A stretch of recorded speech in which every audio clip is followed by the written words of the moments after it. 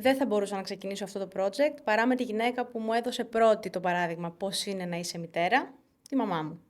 Πολύτεκνη μητέρα 4 παιδιών, με έναν σύζυγο δίπλα της που εκτός από υπέροχος πατέρας, έτυχε να επιλέξει το δύσκολο δρόμο, το επιχειρήν, έλειπε πάρα πολλές ώρες από το σπίτι, ασχολήθηκε ενεργά με την πολιτική και παρόλα αυτά το σπίτι κρατήθηκε σε αρκετή ισορροπία. Σήμερα λοιπόν θα μιλήσουμε με μια γυναίκα η οποία παρόλο που δούλευε και εκείνη ατελείωτες ώρες, κατάφερε να κρατήσει το σπίτι της σε ισορροπία. Η ψυχούλα της το ξέρει, πάμε να δούμε πώς έγινε αυτό. Μαμά, καλώς ήρθες στο Μαμά έγινα μαμά. Καλώς σε βρήκα, Χριστίνα μου. Μεγάλη επιτυχία, καλή επιτυχία στο καινούριο σου ξεκίνημα. Πρώτα απ' όλα σε ευχαριστώ πολύ που είσαι εδώ. Αλήθεια, σε ευχαριστώ γιατί ξέρω ότι είσαι κατά όλες τις έκθεσεις. Το εκτιμώ πολύ. Σημαίνει πολλά για μένα. Πολλά κάνουν οι μανούλες για τα παιδιά τους. Σε ευχαριστώ πραγματικά. Πάμε λίγο να σε ρωτήσω όμως, γιατί τώρα σήμερα εδώ είσαι σαν μητέρα και όχι σαν η δικιά μου μητέρα. Πρώτα απ' όλα, πώς ένιωσες όταν έμαθες πρώτη φορά ότι θα γίνεις μητέρα, γιατί το άκουσες 4 φορές αυτό. Αρχικά ήρθε γρήγορα, ήρθε εύκολα. Ήρθε αβίαστα, δεν ήταν κάτι που με απασχολούσε. Ήρθε 2,5 χρόνια μετά, αφότου παντρευτήκαμε με τον μπαμπά. Πιο πολύ απασχολούσε τις γιαγιάδες μας. Εμάς δεν μας απασχολούσε. Είχα να δώσω ένα τελευταίο μάθημα για το πτυχίο. Τρομοκρατήθηκαν, η αλήθεια. Παρόλο που 2,5 χρόνια προσπαθούσες να μείνεις. Ναι, αλλά δεν είχαμε σταθερή δουλειά. Ο μπαμπάς ήταν στην Αγγλία, μόλις είχε έρθει μάλλον από την Αγγλία, από το μεταπτυχιακό. Ήμασταν σε ένα ξεκίνημα. Δεν πρόκειται να φύγει φαντάρος. Δεν είχε πάει ακόμα φαντάρος. Όχι. Ήταν όλα ήταν έτσι αβέβαια, έολα. Και πώς το ένιωσες, έμαθες, βλέπεις τεστ εγκυμοσύνης, γυναικολόγος, δεν ξέρω πώς, ότι θα γίνεις μητέρα. Ναι, μου είπαν ότι είσαι έγκυος, εντάξει, τρομοκρατήθηκα, αλλά ξέρεις τώρα, η Χαρά, η γιαγιά η Παγγελίτσα, η γιαγιά η Μέρη, γιατί αυτός είναι ο προορισμός, θα σε στηρίξουμε, θα κάνουμε, ξέρεις, έχεις την οικογένεια δίπλα σου, οπότε όλα αυτά αρχίζουν πλέον και γίνονται πιο εύκολα. Οι πρώτες σου ανησυχίες που είχες τότε, ότι τι θα γίνει?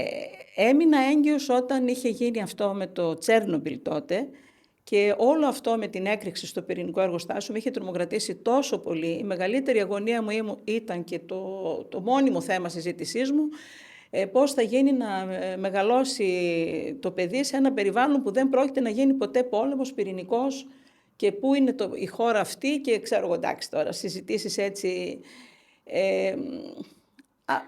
λίγο αφελής. Γιατί ποτέ δεν είσαι σίγουρος για κάτι, ποτέ δεν ξέρεις πώς θα εξελιχθούν τα πράγματα, αλλά αυτό τότε ήταν η αγωνία μου. Παρόλο που τώρα, επειδή εγώ τυχαίνει να σε ξέρω σαν μαμά μου έχεις δείξει τα 33 μου χρόνια που ζω, το εντελώς αντίθετο. Για μένα ήσουν πάντα πολύ ψύχρεμη και cool σε όλα αυτά. Επανήλθα. Άρα αυτό προέκυψε επειδή έμαθες ότι θα γίνεις μαμά. Επειδή έμαθα ότι θα γίνω μαμά, επειδή θα είχα την ευθύνη ενός ανθρώπου καινούριου, ενός παιδιού βασικά, που θα εξαρτώνταν από μένα και από τον μπαμπά, οπότε όλο αυτό με άγχωσε. Ειδικά την περίοδο εκείνη με την έκρηξη που όλες οι συζητήσεις γινόταν γύρω από τον καρκίνο και από τον πόλεμο. Δεν το θυμάμαι, δεν υπήρχα τότε. 4 φορές μαμά, από όσο ξέρω. 4. Ναι. Και τις 4 τις ήθελες, τις επιδίωξες εννοώ? Όχι, ήρθαν αβίαστα. Ήμουν από τις τυχερές γυναίκες. Δεν προσπάθησα έτσι ιδιαίτερα γι' αυτό, ήρθαν αβίαστα. Λίγο η τέταρτη με άγχωσε περισσότερο, γιατί ήρθε αρκετά χρόνια αφού είχα ξεπαιδιάσει, είχα άγχος πώς θα σας το πω. Θεωρούσα ότι ήμουν μεγάλη ηλικία, παρόλο που τότε ήταν η 4η εγκυμοσύνη, γι' αυτό θεωρούσα ότι ήμουν μεγάλη. Για άλλους μπορεί να είναι η 1η εγκυμοσύνη και είναι όλα καλά τώρα. Έχει εξελιχθεί και η επιστήμη και είναι όλα καλά.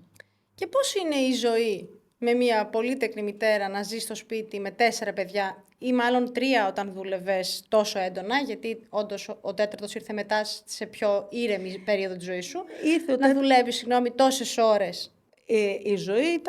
Η ζωή γενικά για μια εργαζόμενη μητέρα είναι πάρα πολύ δύσκολη, ειδικά όταν δουλεύεις. Εγώ δούλευα 11 ώρες την ημέρα, είχα μαθήματα σε φροντιστήριο. Τότε ήταν και πρωί-απόγευμα, από το πρωί δούλευα.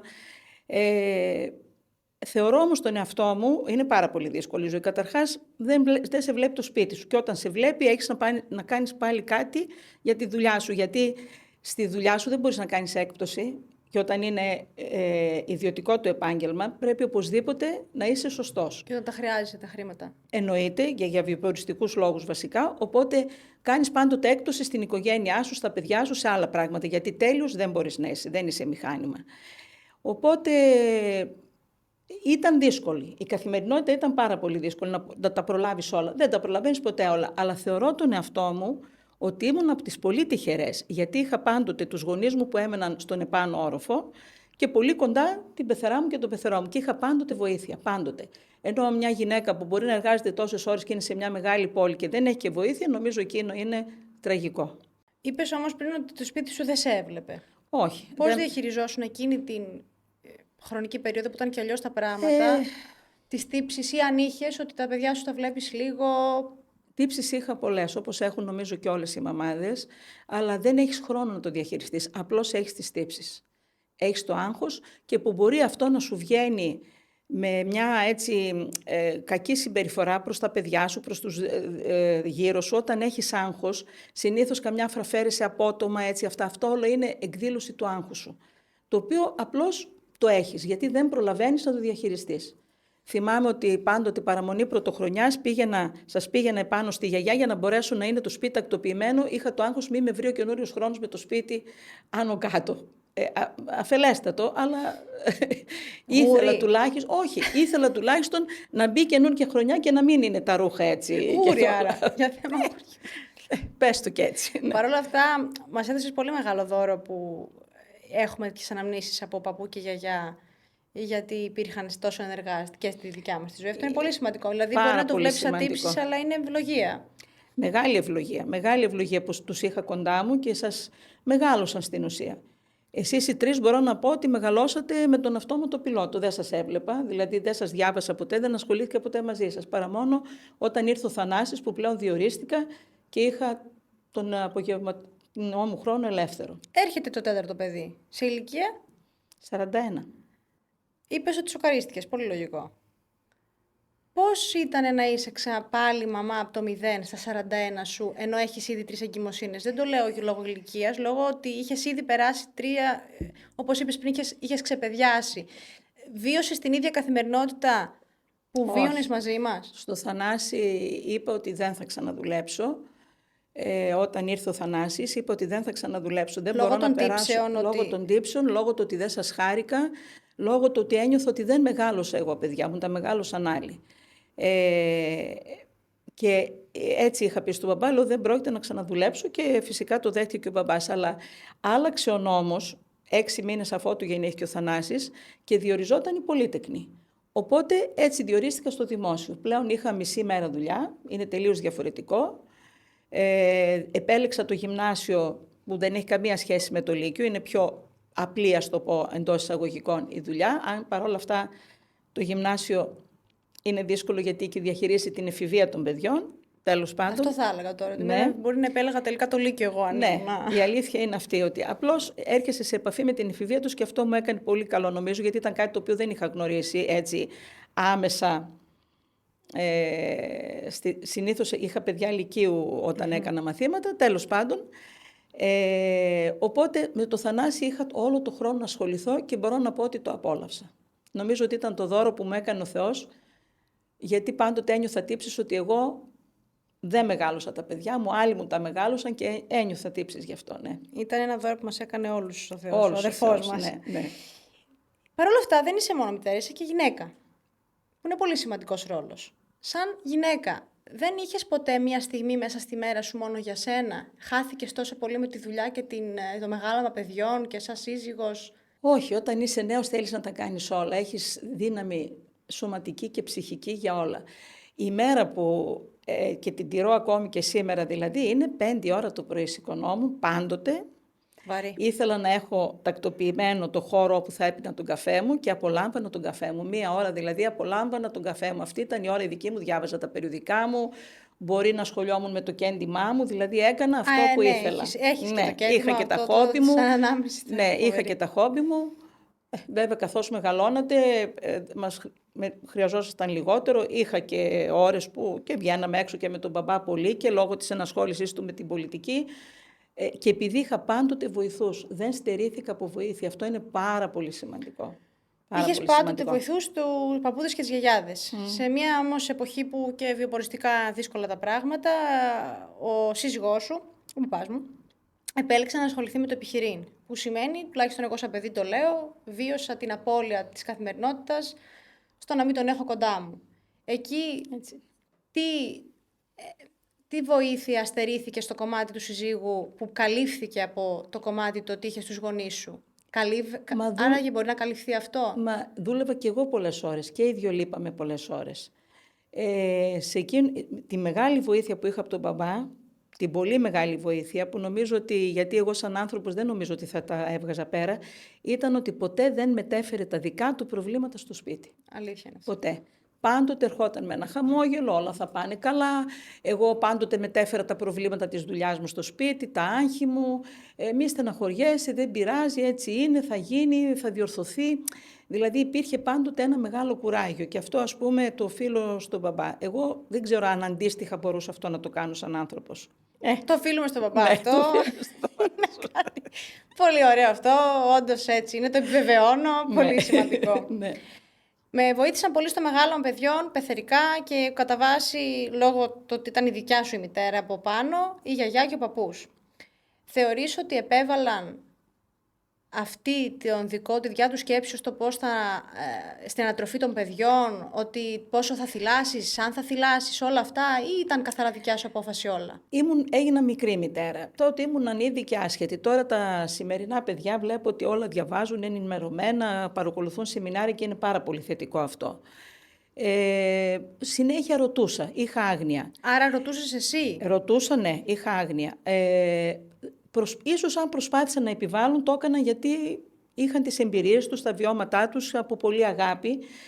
Καθώς σας μεγάλωνα, δεν σας μεγάλωνα εγώ, οπότε πολλά πράγματα μπορεί να σας τα πέρασαν ο παππούς, οι παππούδες και οι γιαγιάδες ακριβώς γιατί σας είχαν αυτοί κοντά τους. Φυσικά, όταν αρχίζεις πλέον και αντιλαμβάνεσαι έτσι πιο συνειδητά το ρόλο σου, προσπαθείς να περάσεις εσύ αυτό που θέλεις εσύ να περάσεις στο παιδί σου. Πάντα πρέπει να γίνεται ένας συνδυασμός, πάντα πρέπει να τους ακούς με αγάπη και να κάνεις εσύ αν θέλεις αυτό που θέλεις να κάνεις. Ναι, αλλά παρόλα αυτά πώς επηρεάζει αυτή η γνώμη τους? Ας πούμε, παραδείγματος χάρη, Με δεν μάλλωνε σε μένα και σου έλεγε, παράδειγμα ναι. φέρνω, όχι πρέπει να το μαλώσεις. Πόσο σε επηρέαζε αυτό στο ότι εσύ μπορεί να μην ήθελες να μαλώσεις, να μην μου βάλεις όρια? Μπορεί να με επηρέαζε, να μου δημιούργησε τύψεις, ενοχές, μήπως δεν το έκανα σωστά, μήπως έπρεπε να το κάνω. Πάντοτε παλεύεις με αυτά τα πράγματα. Παλεύεις. Το καλό είναι να μπορείς έτσι να το διαχειριστείς λίγο, να έχεις και λίγο χρόνο, να είσαι λίγο πιο άνετος, πιο χαλαρός. Οι πολλές ώρες δουλειάς, νομίζω ότι ειδικά για τη μητέρα, τα πρώτα χρόνια της ζωής ενός παιδιού, δεν ξέρω αν είναι ωφέλιμες τόσο πολύ. Είναι κάτι αναπόφευκτο όμως. Είναι γιατί αναπόφευκτο. Τα χρόνια πέρασαν και εμείς τώρα ακόμα βιώνουμε. Το ίδιο, ακριβώς. Το ίδιο. Και ακόμη χειρότερα τώρα, ναι. Τώρα γιατί ο περισσότερος κόσμος δουλεύει απίστευτες ώρες. Και γιατί έχουμε δυστυχώς λόγω των δουλειών φύγει πολλοί κόσμος από την επαρχία. Εμείς είμαστε από επαρχία, οι περισσότεροι φεύγουν από επαρχία. Στη μεγάλη την πόλη είναι ακόμη πιο δύσκολο, βέβαια. Πάρα πολύ δύσκολο. Γι' αυτό και βλέπεις δεν ότι έχεις κοντά σου τον άλλο. όλοι κάνουν ένα παιδί. Δεν είναι εύκολο 4 παιδιά και 3. Δεν είναι αν ήσουν εύκολο. σε άλλη πόλη, θεωρείς ότι δεν θα την είχες αυτή την επιλογή να σκεφτείς? Νομίζω ναι. Νομίζω ναι. Γιατί αν δεν είχα βοήθεια από το πρώτο παιδί, δεν ξέρω πώς θα προχωρούσα μετά. Έτσι είναι. Μετά απευθύνεσαι σε εξωτερική βοήθεια. Babysitting, το οποίο έχει άλλο κόστος. Είναι δύσκολο και στη μεγάλη πόλη να βρεις ανθρώπους σωστούς, καλούς. Δεν είναι εύκολο. Δεν είναι εύκολο. Φυσικά τώρα υπάρχουν τα σχολεία, τα παιδιά πάνω από πολύ μικρά, που είναι πολύ καλό και αυτό. Έχουν αλλάξει τα πράγματα. Βρίσκονται λύσεις. Πάντοτε βρίσκονται λύσεις. Θέλει υπομονή, θέλει αγάπη, θέλει προσπάθεια, θέλει πίστη, προσευχή. Πολλά. Σαν μητέρα, επειδή είναι πολύ δύσκολος ρόλος. Δεν έχω γίνει ακόμα, αλλά όπως το βλέπω είναι πολύ δύσκολος ρόλος. Πόσες φορές ένιωσες ότι πρέπει να κρύψεις, ότι ήσουν θυμωμένη με κάποιον συνάδελφο, με κάποιον φίλο, ή βίωνες κάτι δικό σου και στα παιδιά σου δεν πρέπει να το δείξεις? Πόσο δύσκολο είναι αυτό? Γιατί εσύ, σαν μητέρα, τα παιδιά σε κοιτάνε αμέσως στα μάτια. Ναι. Γιατί εγώ δεν θυμάμαι εσένα να είσαι επίσης, να δείχνεις το οτιδήποτε έχεις περάσει με κάποιον φίλο, συνάδελφο, με τον μπαμπά. Δεν σας θυμάμαι ποτέ να έχετε μαλώσει. Αυτό είναι το πρώτο που μαθαίνεις σαν μητέρα ή που καταλαβαίνεις ότι είναι ανάγκη να κρύβεις τα συναισθήματά σου. στα Πώς παιδιά γίνεται σου αυτό? μπροστά. Με πολλή προσπάθεια. Δύσκολο. Δεν είναι εύκολο. Δεν είναι καθόλου εύκολο. Αλλά καταλαβαίνεις ότι έχει μεγαλύτερη σημασία να είναι χαρούμενο το παιδί και ευτυχισμένο από το να εκφράσεις εσύ εκείνη την ώρα τη στεναχώρια σου. Μετά τα περνάς μόνοι σου. Είναι πολύ σημαντικά τα παιδιά, νομίζω ότι αυτό είναι το μεγαλύτερο, να ξέρουν ότι οι γονείς τους είναι χαρούμενοι, νιώθουν μια σταθερότητα. Τα παιδιά θέλουν να νιώσουν σταθερότητα και θέλουν να έχουν τους γονείς τους χαρούμενους, ήρεμους. Αυτό είναι το πιο δύσκολο. Είναι και άνθρωποι. Βέβαια. Και αυτό είναι το πιο δύσκολο project για μένα. Το να μπορέσεις να είσαι ήρεμος, γιατί η καθημερινότητα είναι σκληρή. Στα παιδιά σου να είσαι ήρεμος. Να τα ακούσεις, να τα μιλήσεις γλυκά. Είναι δύσκολο. Εγώ δεν ξέρω αν το κατάφερνα αυτό συνέχεια. Μπορώ να πω ότι... Άνθρωπος είσαι. Μπορεί να το κατάφερνες και να μην το κατάφερνες, αλλά είναι οκ. Δεν γίνεται να είσαι ρομπότ, δεν γίνεται πάντα, αλλά είναι πολύ σημαντικό. Τι σε έμαθε η μητρότητα σαν άνθρωπο? Μπορώ να πω πλέον δεν θα κάνεις και 5ο παιδί, οπότε τι σου έμαθε, έτσι? Αυτό που είπα πριν, να κρύβεις τα συναισθήματά σου, γιατί τα συναισθήματα των άλλων έχουν μεγαλύτερη αξία από τα δικά σου. Να κάνεις υπομονή, να παίζεις πολλούς ρόλους ταυτόχρονα, για να μπορέσεις να συνδυάσεις, γιατί ο Θανάσης ήταν μικρός, εσείς ήσασταν στην εφηβεία, η Μαρία ήταν στο πανεπιστήμιο, δηλαδή υπήρχαν διαφορετικές ηλικίες που έπρεπε να συνδυαστούν τα πάντα. Οπότε παίζεις διαφορετικούς ρόλους. Να είσαι ευέλικτη. Πολύ σημαντικό. Ναι. Αν γύρναγες στον χρόνο πίσω, γιατί δεν έχει εγχειρίδιο νομίζω η μητρότητα, Όχι. οπότε όλοι κάνουμε λάθη. Και εσύ έχεις κάνει λάθη, και εγώ θα κάνω λάθη. Αν γύρναγες στον χρόνο πίσω, τι θα άλλαζες? Να μην είχα τόσες τύψεις, να μην είχα τόσο άγχος, να ήμουν πιο ήρεμη. Νομίζω αυτό τα παιδιά το χρειάζονται περισσότερο απ' όλα, να μην πανικοβαλόμουν με τα προβλήματα. Νομίζω δύσκολα το κατάφερα εγώ αυτό, σαν άνθρωπος έτσι όπως είμαι, και να διέθετα περισσότερο χρόνο. Ίσως λιγότερες ώρες δουλειάς, να κάνω κάποια έκπτωση στην αρχή, στη δουλειά μου. Δηλαδή δεν μπορεί να δουλεύουν και οι δύο τόσο πολύ. Θα μου πεις, αν δεν γίνεται διαφορετικά, ναι. Τα χρόνια είναι τόσο απαιτητικά. Ας πούμε, αν μιλάμε για το σήμερα, γιατί τουλάχιστον τότε, από όσο ξέρω, είχε και πιο πολλές ευκαιρίες να ξεκινήσεις κάτι στην εργασία. Ερχόντουσαν καλύτερα χρόνια για την Ελλάδα. Σήμερα είναι, όπως είπα και πριν, αναπόφευκτο. Ναι. Αυτό. Πρέπει να δουλεύουν και οι δύο, αλλιώς δεν βγαίνει Πάντως, το ενίκιο. Είναι τόσο σοβαρά τα πράγματα. Είναι σοβαρά τα πράγματα, ναι. Πολύ σοβαρά, ναι. Αν θα μπορούσα και θα υπήρχε η δυνατότητα να περάσω πιο πολύ χρόνο ή πιο πολύ ποιοτικό χρόνο με την οικογένειά μου. Σημαντικό. Και επίσης, κάτι που νομίζω ότι δεν το έκανα, γιατί συνήθως παίρνουμε το ρόλο του δασκάλου. Συμβουλεύουμε συνέχεια τα παιδιά, μιλάμε πολύ στα παιδιά, είναι καλό αυτό, πάρα πολύ καλό, αλλά θα πρέπει και να ακούμε τα παιδιά. Νομίζω ότι θα έδινα περισσότερο χρόνο να σας ακούσω. Γιατί πολλά πράγματα δεν τα άκουγα την ώρα που τα λέγατε. Τα καταλάβαινα μετά ότι έπρεπε να τα ακούσω. Έτσι νομίζω δεν εγώ. Συμφωνώ. Μια χαρά μας άκουσες, απλά ήμασταν και πολλές. Αυτές είναι οι δικές μου και ήμασταν και εμείς με τα δικά μας. Ναι. Η πιο δύσκολη περίοδος για μένα ήταν όταν ήσασταν στην εφηβεία. Ειδικά με την Ιωάννη ήμασταν μαζί στην εφηβεία. Σχεδόν μαζί, και ο μπαμπάς ήταν τότε 2 φορές υποψήφιος βουλευτής, δηλαδή και στην εφηβεία του Θανάση ήταν υποψήφιος δήμαρχος. Γενικά οι εφηβείες νομίζω ήταν το πιο δύσκολο κομμάτι στη ζωή μου. Με το κομμάτι της πολιτικής που... Σε συνδυασμό με το κομμάτι της πολιτικής. Ναι, εννοείται, ναι, αυτό.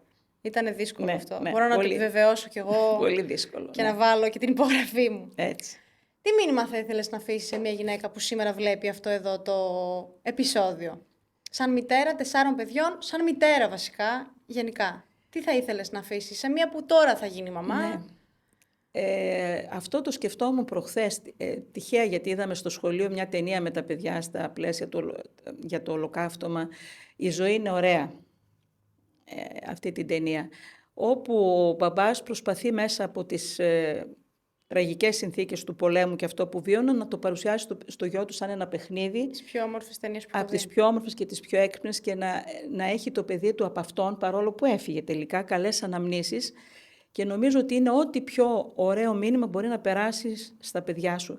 Να είσαι χαρούμενος, τα παιδιά θέλουν χαρούμενους γονείς, ήρεμους γονείς, με όλες τις δυσκολίες, με όλες τις αντίξωες συνθήκες, όσο γίνεται, για να μπορέσουν να ανοίξουν τα φτερά τους. Νομίζω ότι είναι το πιο σημαντικό από όλα και αυτή η ταινία νομίζω ότι δίνει αυτό το... κρατάω, θα το εφαρμόσω αυτό. Παρ' όλα αυτά, δεν ξέρω αν είχες τύψεις ή αν εσύ θεωρούσες ότι δεν είσαι καλή μαμά. Για μένα είσαι καλύτερη μαμά, αλήθεια το εννοώ.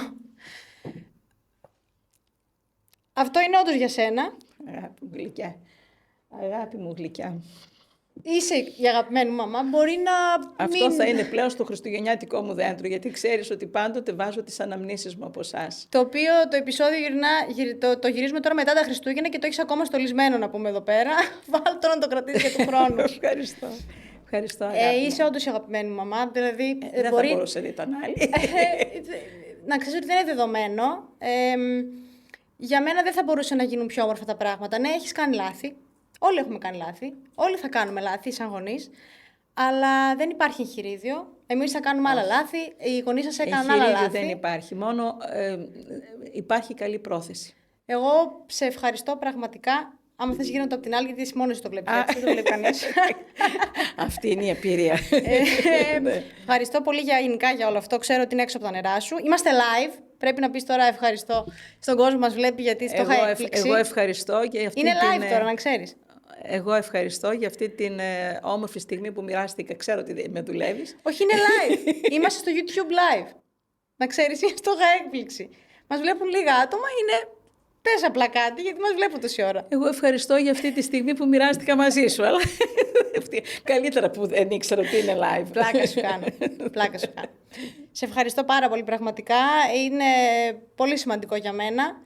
Και έτσι για κλείσιμο κι εγώ θα σου πω ότι δεν θα μπορούσες να το κάνεις καλύτερα με όλη αυτή τη ζωή που είχες. Με τόση δουλειά, με άνδρα στο επιχειρήν, με άνδρα στην πολιτική, με 4 παιδιά. Έκανες ό,τι καλύτερο μπορούσες και είναι πολύ σημαντικό. Τουλάχιστον προσπάθησα. Πολύ σημαντικό. Εμείς τα λέμε σε ένα επόμενο επεισόδιο του Μαμά Έγινα Μαμά. Σας ευχαριστώ πολύ. Γεια χαρά.